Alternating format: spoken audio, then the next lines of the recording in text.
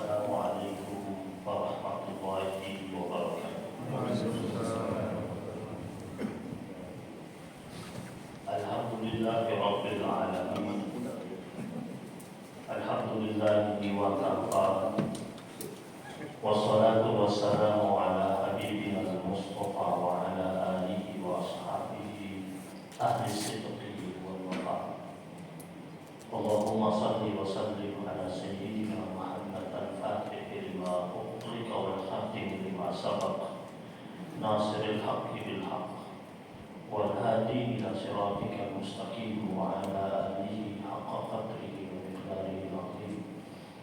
Subhanaka la ilma lana illa ma 'allamtana innaka antal alimul hakim.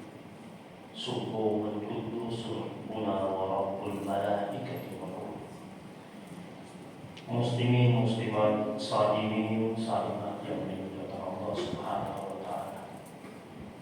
Kita senantiasa bersyukur kepada Allah Subhanahu wa taala atas limpahan rahmat dan karunia yang setiap saat, setiap waktu, setiap detik yang Allah turunkan kepada kita setiap saat dalam kehidupan kita, sehingga pada subuh kali ini yang penuh dengan keberkahan kita hadir di penghujung Ramadan di 10 hari terakhir, semata-mata berharap agar Allah Subhanahu wa taala limpahkan kita karunia, rahmatnya, taufiknya, hidayah dalam kehidupan kita, sehingga apa yang kita lakukan dalam nilai ibadah-ibadah yang kita kerjakan mendapatkan limpahan taufik dari Allah Subhanahu wa taala, dan Ramadan kita tahun ini menjadi Ramadan yang jauh lebih baik, lebih indah, lebih sempurna, lebih mulia, lebih barokah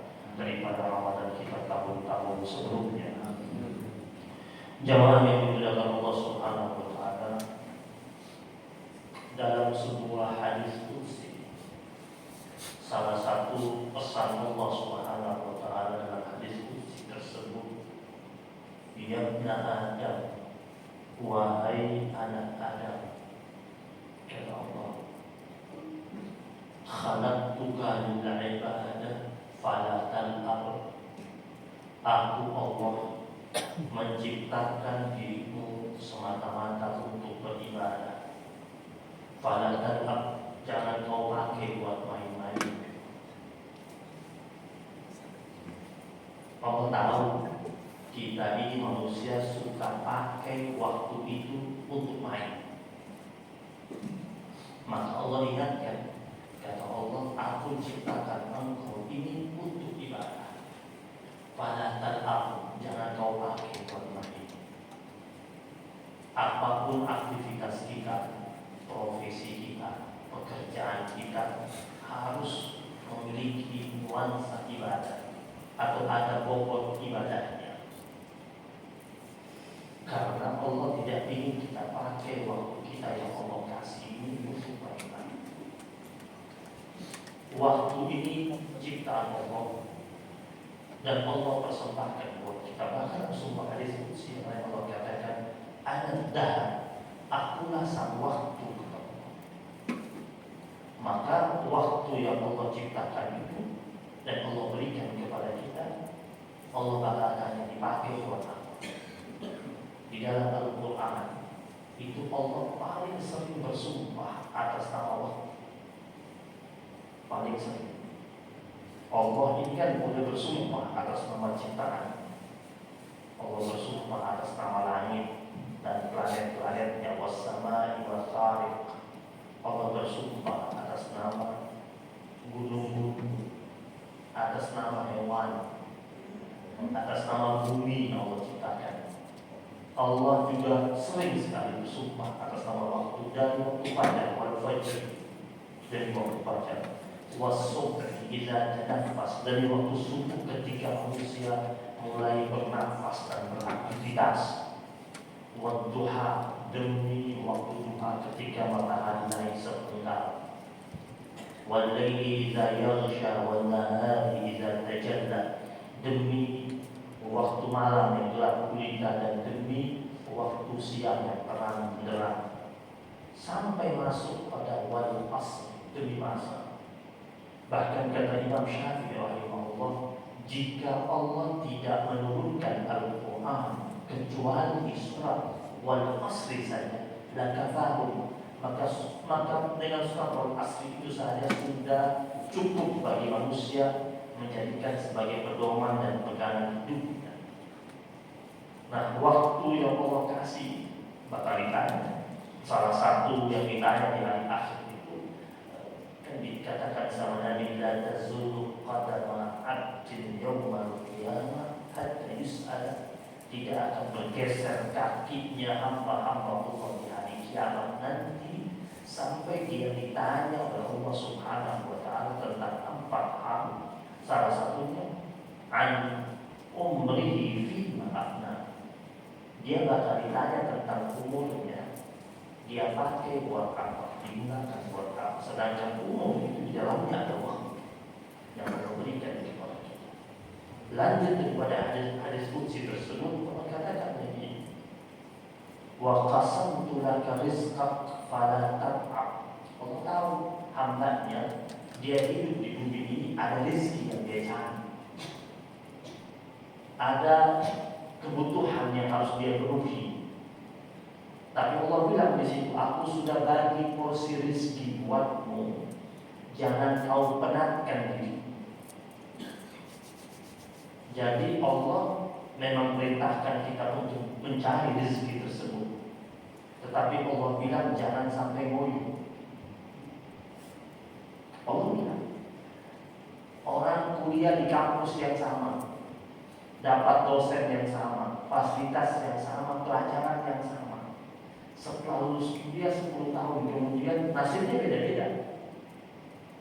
Bahkan yang terlihat begitu cerdas di kampus, rezekinya kalah sama yang kelihatan nilainya kebanyakan C+ sama B. Allah bilang aku yang bagi. Ada yang dapat banyak banget, ada yang sedang, standar, ada yang di bawah. Padahal waktu sekolah dapat guru yang sama, pelajaran yang sama. Allah bilang aku sudah bagi porsi rezeki buatmu.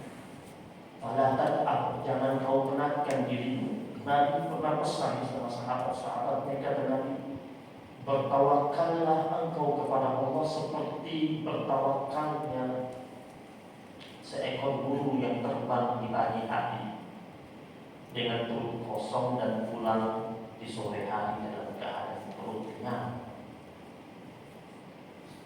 Burung setiap kali keluar kosong perutnya, pulangnya kenyang. Bahkan ada makanan yang dia bawa buat anaknya di sarangnya. Nah, kita kadang-kadang keluar lebih gelap dari burung, pulang lebih larut daripada burung. Kalau lihat ada burung pulang jam 8 malam, nyasar dia, nggak sampai dia pulang setengah 5. Berangkat kita lebih pagi daripada burung. Kalau bilang ada orang tidak ada libur, kalau sudah pagi posisinya. Ada orang kerja keras, rezeki tidak sebanyak dengan orang yang kerjanya santai. Berikutnya, fa in radita bima qasamtuhu lak, kalau kau ridha dengan apa yang aku bagikan buat dirimu, kata Allah, arahtu qalbak wa badanak, Allah akan lapangkan hatimu dan ringankan tubuhmu. Kalau ridho dengan apa yang sudah sampai kepada kita dan kita ikhtiar, terkadang yang kita dapatkan tidak sesuai ekspektasi kita. Allah bilang kalau kau ridho dengan apa yang aku bagikan buat dirimu, arahtu qalbak, aku Allah akan lapangkan hatimu dan ringankan tubuhmu. Tubuhnya berat, tubuhnya tidak pernah terasa berat. Orang kalau sholat dengan ridho, dia nggak berat sholatnya. Kalau dia sholat dengan berat, dia belum ridho. Kata ulama, orang yang ridho itu akan bahagia ketika dia melaksanakan ibadah karena ridho. Kalau dia belum ridho, biasanya berat. Makanya kata Imam Ibnu Al-Qayyim dalam kitabnya Madarijus Salikin, kata beliau, kalau engkau hendak beribadah dengan baik dan sempurna serta indah, maka datanglah kepada Tuhanmu dengan menggunakan cinta dan taat. Jadi tidak mungkin kita datang kepada Allah Subhanahu wa Ta'ala hanya dengan cinta saja tanpa taat, atau sebaliknya. Ada orang dia datang kepada Allah hanya dengan taat tanpa cinta, dia belum ibadah dengan sempurna. Ibarat seekor burung yang terbang dengan dua sayapnya, tak mungkin burung itu dapat terbang dengan baik hanya dengan menggunakan satu sayap. Orang yang ingin ibadahnya bagus, dia datang kepada Allah Subhanahu wa Ta'ala dengan cinta dan taat. Yang pertama cinta. Orang itu dia datang dengan cintanya karena karakter seorang hamba Allah yang beriman itu pasti memiliki cinta yang besar kepada Allah. Walladzina amanu asyaddu hubban lillah. Dalam surah Al-Baqarah Allah menggambarkan tentang karakter orang yang beriman itu, cintanya kepada Allah itu begitu besar, begitu indah, begitu dahsyat. Makanya kenapa setiap panggilan untuk melaksanakan nilai syariat itu Allah panggil dengan menggunakan ya ayyuhalladzina amanu, wahai orang-orang yang beriman. Di dalam Al-Quran itu setidaknya ada sekitar 90 ayat yang dimulai dengan ya ayyuhalladzina amanu. Allah tidak memanggil dengan ya ayyuhan nas, Allah tidak memanggil dengan ya bani Adam, termasuk panggilan perintah puasa. Kenapa? Karena orang-orang yang beriman itu adalah orang-orang yang siap menjalankan apa yang Allah perintahkan kepadanya. Dalam Al-Quran itu Allah juga kabarkan surah Al-Hujurat, innamal mu'minuna alladzina amanu billahi wa rasulihi. Sesungguhnya orang-orang mukmin sejati itu adalah orang-orang yang percaya dan yakin kepada Allah dan Rasul. Summa lam yartabu. Kemudian mereka tidak memiliki unsur keraguan sedikit pun. Percaya itu karena apa? Cinta. Ada orang dia percaya sama kekasihnya. Kenapa dia sampai percaya? Sampai serahkan semuanya. Sampai yang rahasia pun kekasihnya tahu. Karena cinta. Nah kita bilang kita cinta sama Allah, tapi kalau kita tidak percaya, kita belum cinta. Orang kalau dia mau beribadah kepada Allah Subhanahu wa Ta'ala, yang pertama dia datang kepada Allah dengan cinta. Sehingga dengan demikian dia betul-betul menunjukkan bahwa dia betul-betul mencintai Allah Subhanahu wa Ta'ala. Tapi kalau datang dengan cinta seperti tanpa taat, belum beribadah. Contoh, ada orang senang melaksanakan ibadah umroh, bahagia, senang sekali, cinta. Tapi ternyata dia belum taat. Selama berada di tanah haram, banyak pelanggaran-pelanggaran yang dilakukan. Berarti dia beribadah hanya dengan cinta, tanpa taat. Atau dia pulang dari ibadah umroh, dia tidak setaat ketika dia berada di sana. Atau sebaliknya, ada orang beribadah hanya dengan taat saja, tapi tanpa cinta. Seperti apa itu? Dia datang beribadah dengan keterpaksaan. Mau tidak mau, dia datang ibadah. Mau tidak mau. Kita kalau punya karyawan, dia masuk tiap hari kerja di tempat kita, jamnya tepat, pulangnya tepat, tetapi dia dengan hati kerja. Kita semangat, kita nggak semangat. Kita ingin dia kerja di tempat kita, di perusahaan kita dengan hatinya. Sekarang bayangkan Allah, ada hambanya datang kepada Allah tidak dengan cinta, hanya dengan taat. Allah nggak suka. Maka taat ini penting juga. Dalam Al-Quran dalam surat An-Nur ayat 51, innama kana qaulal mu'minina idza du'u ila Allahi wa rasulihi liyahkuma bainahum ay yaqulu sami'na wa ata'na wa ulaika humul muflihun. Sesungguhnya ucapannya orang-orang mukmin sejati itu ketika mereka diajak dan dipanggil untuk menuju Allah dan Rasul.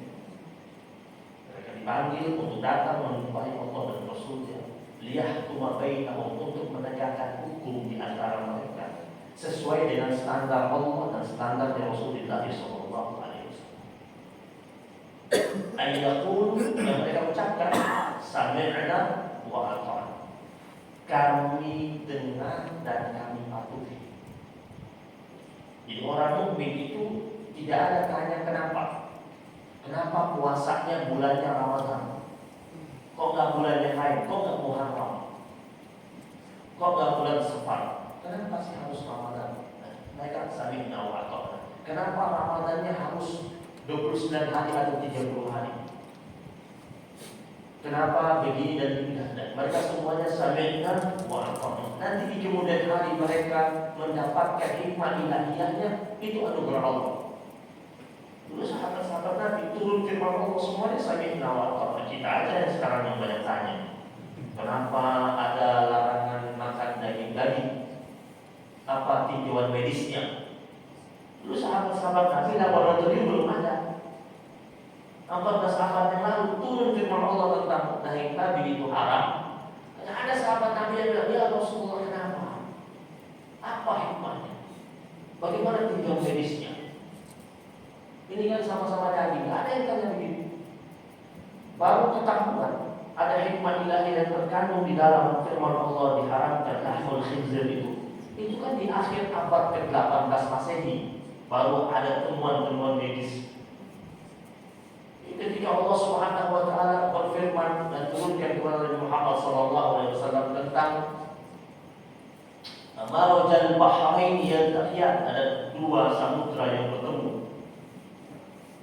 Itu sahabat-sahabat Nabi itu kan ada juga yang belum pernah lihat lautan. Gak ada di antara mereka, emang lautnya di mana? Tunjukin dong ciri-cirinya, gak ada. Turun firman Allah itu sami'na wa ata'na. Patuh. Ada seorang laki-laki jatuh cinta dengan seorang wanita. Ini laki-laki merokok keras berat. Sehari bisa 2 bungkus. Orang rumah semua berhenti, tidak berhenti sama sekali. Tidak berhenti sama sekali. Susah disuruh berhenti. Suatu hari tiba-tiba orang rumah kaget, dia berhenti rokok total. Ternyata gara-gara kenal dengan seorang perempuan kecil, lemah lembut, gak ada kasar-kasarnya. Hanya baru ketemu dia suka, terus perempuan itu hanya bilang, kamu tuh gak larang yang merokok. Perempuan bilang, saya gak suka cowok perokok. Dia baru bilang, saya gak suka cowok perokok. Karena dia suka sama perempuan tersebut, ingin ambil hatinya. Stop total. Gara-gara apa ya? Kok jadi patuh? Cinta. Jadi karena cinta itu ada ketaatan. Maka kata Imam Ibnu Qayyim, datang kepada Allah harus dengan dua-duanya. Datang dengan cinta dan datang dengan taat kepada Allah Subhanahu wa taala. Bagaimana dirahmati Allah Subhanahu wa taala? Kembali kepada hadis qudsi tadi. Tadi kan tentang ridha. Allah katakan, kalau kau ridha dengan apa yang aku berikan padamu, ridha itu artinya menerima dan rela dengan tulus hati. Arahtu qalbak wa badanak, aku akan lapangkan hatimu dan ringankan tubuhmu. Wa kunta 'indi mahmudan, dan kau menjadi hamba yang terpuji. Kalau salah satunya ridha dengan bangun malam itu kan, wa minan laili fatahajjad bihi nafilatan lak 'asa an yab'atsaka rabbuka maqaman mahmudan. Kalau bangun malam ini spesial, mata yang lain terpejam, tertidur dengan lelap, berselimutkan selimut yang hangat, kemudian dia datang kepada Allah di malam hari tersebut. Makanya malam hari itu konotasinya itu feminin, siang hari itu konotasinya maskulin. Karena malam hari itu biasanya orang gampang menangis. Malam hari itu orang dengan gampang dekat kepada Allah Subhanahu wa taala. Tetapi ketika dia menyisahkan waktu itu waktu tidurnya, dan Allah kasih itu kesempatan dia tidur, ternyata dia masih bagi waktu tidurnya itu milik dia yang Allah berikan kepada dia. Dia masih bagi lagi waktu ini untuk bangun di malam hari, ketemu dengan Sang Pencipta, berdua-duaan dengan Allah Subhanahu wa taala. Allah katakan, asa dia berkata rabbuka maqaman mahmuda. Allah angkat pada maqaman mahmuda, derajat yang mahmuda, terpuji. Allah yang kasih. Karena dia datang dengan ridho, dengan cinta kepada Allah Subhanahu wa taala. Kata Imam Al-Ghazali Ghazali, engkau tidak akan sampai pada derajat ridha kecuali engkau injak dulu anak tangga mahabbah cinta kepada Allah Subhanahu wa Ta'ala. Allah bakal berikan dia mahmud, posisi terpuji. Namun sebaliknya kata Allah, wa illam tarda bima qasamtu lak, kalau kau tidak ridha dengan apa yang aku bagikan buat dirimu. Kenapa begini sih? Kok cuma segini yang saya dapat? Atau setelah dia berkeluarga, langsung dia membanding-bandingkan pasangannya dengan pasangan yang lain. Dia tidak ridha. Kok itu bisa begitu, kok ini nggak bisa begitu? Illam tarda bima qasamtu, kalau kau tidak ridha dengan apa yang aku bagikan buat dirimu. Kata Allah, fa wa'izzati wa jalali, demi kemuliaanku dan keperkasaanku, la usallitanna 'alaika dunya, maka aku Allah akan bebankan dunia buat dirimu. Walaupun banyak yang kau miliki kata Allah, tetapi ketika engkau sedang tidak ridha, aku bebankan dunia buat. Aku jadikan engkau tersel-sel, berada atau berjalan di atas punggung bumi.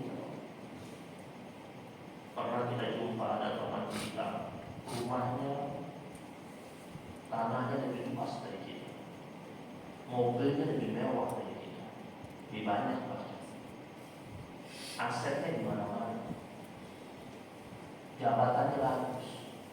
Tapi kalau sedang duduk sama dia, sering ketemu dengan dia, dan kalau duduk sama dia, paling sering yang dia ucapkan kesulitan, ngeluh. Kita dalam hati bilang, perasaan banyakkan dia duitnya, rumah besaran dia, mobil banyakkan dia, asetnya di mana-mana. Tapi kenapa kalau duduk sama dia ceritanya mengeluh? Ini apa itu? Allah dengan yang banyak yang dia punya itu, mukanya murung, sedih tidak pernah berkesudahan. Kalau kau tidak itu apa yang aku berikan padaku, gak usah dikatakan ada. Nabi Ayub dia ridho apa yang Allah berikan padanya. Jika ada Allah sebutkan, lama dia terima. Tapi Allah sebutkan, sekali Allah sebutkan langsung totalitas semua. Nabi Yakub itu kan Allah lagi di samping di mana dia ridho ketika dia kehilangan Yusuf begitu lama. Anak-anaknya datang kepadanya bilang ini sudah mati dimakan serigala. Nabi Ayub tahu bahwasanya ini belum mati. Dia tahu dari siapa? Dari Allah. Tapi dia nggak bilang sama anak-anaknya, bohong kalian itu. Dia nggak bilang begitu. Coba cek di Al-Quran. Dia hanya bilang apa? Allah tadi dalam surat Yusuf ayat 86. Dia bilang innama ashku bathi wa huzni ilallah. Aku hanya mengadukan segala macam bentuk kesusahan dan kesedihan hanya kepada Allah. A'lamu minallahi ma la ta'lamun. Aku mengetahui dari Allah apa yang tidak kalian ketahui. Dia hanya bilang begitu. Aku tahu dari Allah apa yang tidak ketahui. Dia nggak bilang bohong kalian tuh masih hidup kok ya. Dan dia bilang ashku bathi wa huzni ilallah. Aku hanya mengadukan kesusahan dan kesedihan hanya kepada Allah. Ayat ini sebenarnya untuk kalau kita kaitkan sama kekinian, itu pelajaran buat kita agar jangan mengadukan tentang kesulitan, kesusahan, keresahan, kekalutan, kekhawatiran, kegalauan. Jangan adukan di media sosial. Ini dikit-dikit update status, resah sedikit bikin status, lagi galau buat status, khawatir bikin status. Kadang-kadang 1 menit bisa gonta di status 30 kali. Orang yang lihat status kita, dia juga punya banyak problem. Jangan-jangan banyakkan dia problemnya dari kita. Dan yakinlah orang itu pun tidak bakal bisa menyelesaikan problem kita. Dan di-update ke status itu, orang-orang ada orang dengan begitu lepas. Lepas dari mana? Dengan begitu jadi vlog, gak ada vlog-vlognya. Buktinya berkali-kali di-update. Ikut aja, baca ini yang diucapkan oleh Nabi Allah Yaqub alaihi salam, innama ashku bathi wa huzni ilallah. Jangan setelah dapat doa ini update lagi di status innama ashku bathi wa huzni ilallah. Kalau teman-temannya, oh lagi galau ya, kok tahu? Ada tanya kok tahu? Dan itu update statusnya begitu, nggak usah. Nabi memang tidak resah, Nabi pernah resah dengan umatnya. Ketika Nabi lagi menyusun pasukan, jumlah pasukannya tidak memadai untuk melawan pasukan musuh, Nabi mengobati resahnya dengan kata Anas bin Malik dengan mengucapkan ya Hayyu ya Qayyum birahmatika astaghfir, wahai yang maha hidup, wahai yang maha berdiri dengan sendirinya dengan rahmatmu yang begitu agung, aku memohon pertolongan. Itu Rasul Sallallahu Alaihi Wasallam. Dan itu kan pelajaran buat kita. Bagaimana yang dirahmati Allah Subhanahu Wa Taala? Dengan demikian, ketika Allah mengatakan, la usallitanna alaika dunya, aku akan bebankan dunia padamu. Wa kunta indi mazmuman, dan engkau menjadi hamba-Ku yang tercela. Itu kita tidak mau jadi hamba Allah yang tercela, kita ingin jadi hamba Allah yang terpuji, yang mahmudah. Caranya gimana? Gitu. Kita di bulan Ramadan itu ada doa yang biasa dibaca sama Nabi di akhir witir. Itu tentang ridho. Nabi bacanya begini, hadisun sahih riwayat dari Aisyah radhiyallahu taala. Kata Aisyah, Nabi itu di akhir witir baca doanya, Allahumma inni a'udzu biridhaka min sakhatika. Ya Allah, sesungguhnya aku berlindung padamu dengan menggunakan ridho-Mu dari murka-Mu. Jadi Nabi minta dan pindah doa Nabi, aku berlindung padamu ya Allah dengan menggunakan ridho-Mu dari murka-Mu. Aku kalau Allah sudah ridho, gimana Allah bakal murka? Sudah ridho soalnya. Maka aku berlindung padamu ya Allah dari ridho-Mu akan murka. Wa bi mu'afatika an uqubatik, aku berlindung dengan menggunakan kepemaafanmu dari hukumanmu. Allah sudah kasih maaf, tidak mungkin Allah hukum kita. Ada anak dia buat salah fatal, orang tuanya mau hukum dia, terus anaknya dengan memeras mukanya di hadapan orang tuanya minta dimaafkan, lalu dimaafkan, tidak dihukum lagi. Ada hamba Allah ketika dia sedang berbuat kesalahan terus dia minta maaf. Pada kita sudah baca, Allahumma inna nas'aluka ridhaka wal jannah wa na'udzubika min sakhatika wa nar. Allahumma innaka 'afuwwun tuhibbul 'afwa fa'fu 'anni. Itu kita baca doa itu ada minta al-'afu.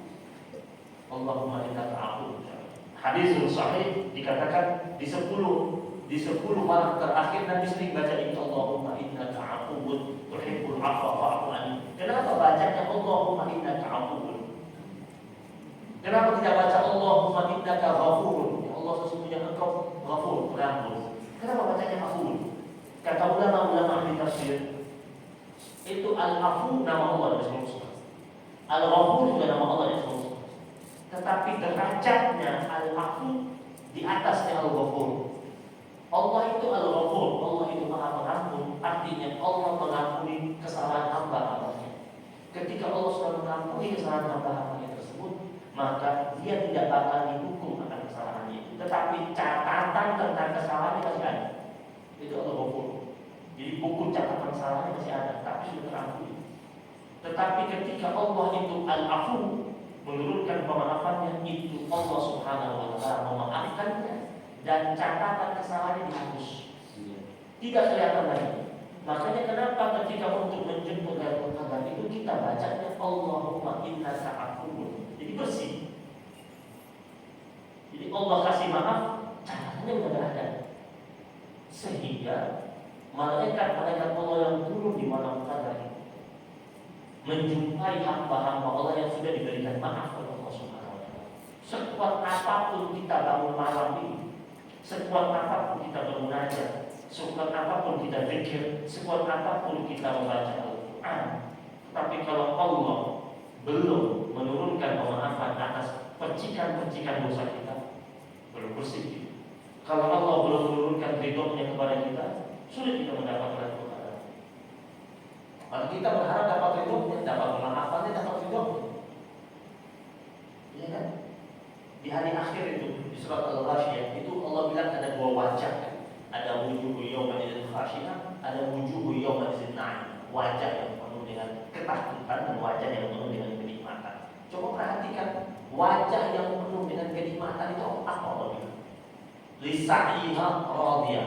Kenapa orang tersebut nanti di hari akhir wajahnya itu senang, bahagia? Yang lain kepanasan, dia tidak kepanasan.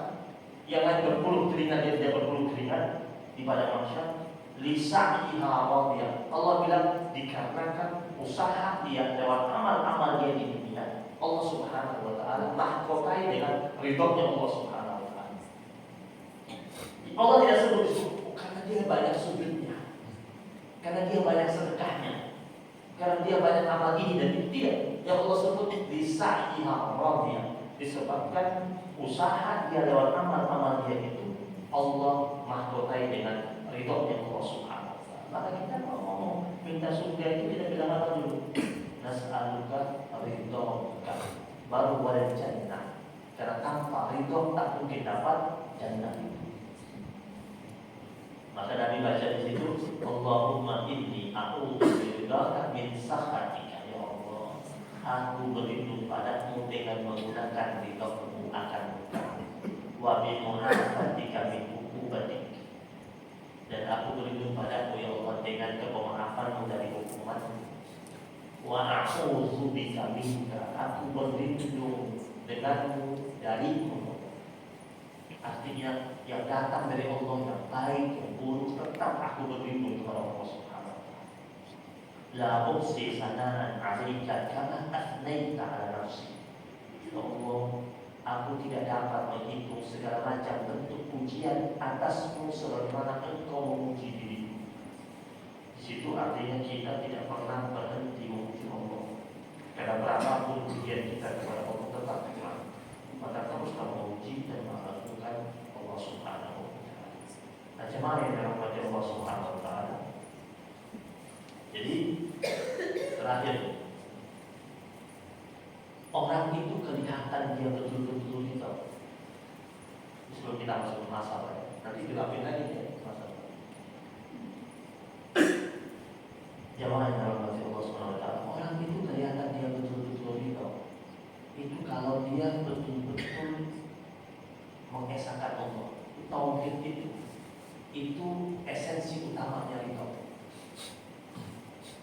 Dia tidak pernah sekali-kali menyematkan ada Tuhan lain di hatinya. Tidak pernah bersandar kepada selain Allah Subhanahu wa taala. Maka kenapa kalimat la ilaha illallah itu berat banget dimana? Karena itu kalimat cinta. Ada seorang laki-laki ketika senang sama seorang perempuan, dia bilang apa? Hanya kamu satu-satunya kekasih hidup saya. Tidak pernah akan ada yang lain. Walaupun mungkin ada indikasi gombalnya.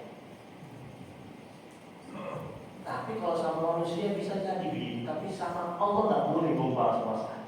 Nggak boleh. Oh, makanya kenapa? Allah itu paling tidak suka ketika hamba itu musyrik. Apa itu musyrik? Berbagi cinta dengan Allah. Allah nggak mau cintai tadi.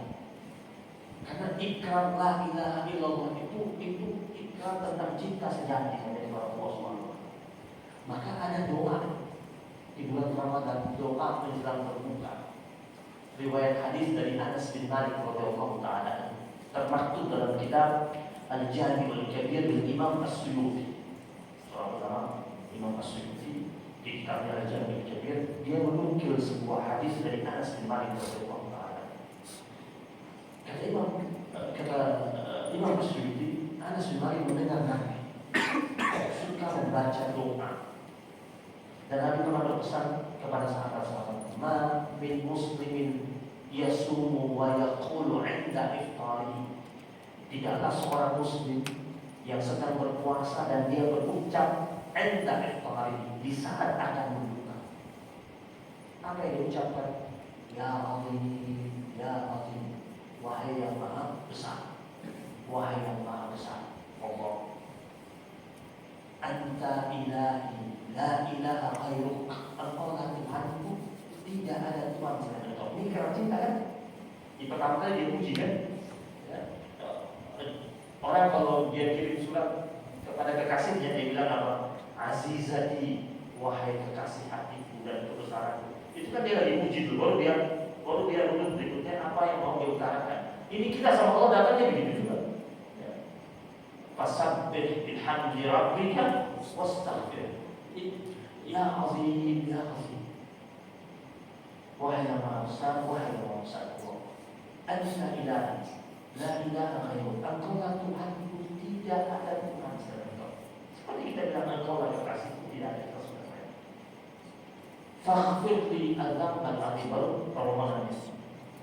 Maka ampunkanlah buat aku adzam al-azim, dosa-dosa yang besar. Fa innahu la yaghfiru dzambal azim illa al-azim. Karena sesungguhnya tidak ada yang dapat mengampuni dosa yang besar kecuali Allah yang Maha Besar. Hadis ini kata orang yang baca ini menjelang berbuka 5 atau 10 menit sebelum dibaca ini. Setidaknya 10 menit sebelum. Kharaja min dzunubihi ka yaumin waladathu ummuh. Orang ini keluar dari dosa-dosanya dan bersih ya, seperti seorang bayi yang baru dilahirkan oleh ibunya. Ini bisa dibayangkan gitu.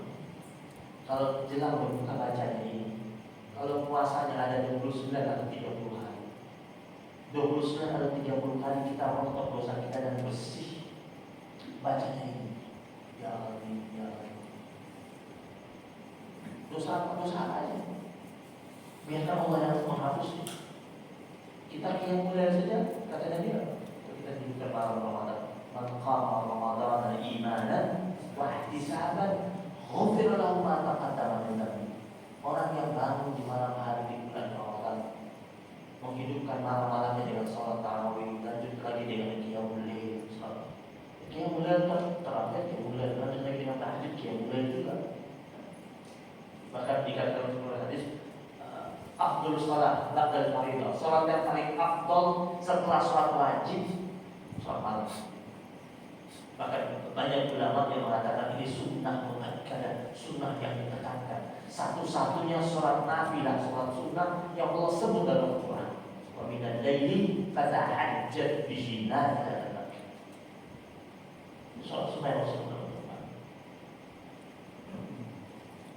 Iman dan ihtisaban, dengan keimanan, dengan berharap pahala dari Allah Subhanahu wa taala, ghufira lahu ma taqaddama min dhanbi.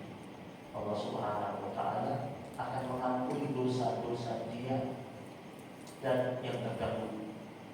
Kata Imam Ibnu Munzir, dosa-dosa besar yang diampuni semua. Kata Imam An-Nawawi, dosa-dosa kecil yang tahun yang lalu dihapus semua oleh Allah Subhanahu wa taala. Oh, lewat salat malam, tarawih, lanjut dengan baik. Jemaah yang dirahmati Allah Subhanahu wa taala, mari kita masuk dalam sesi muhasabah. Kita mulai dengan istighfar terlebih dahulu. Bismillahirrahmanirrahim.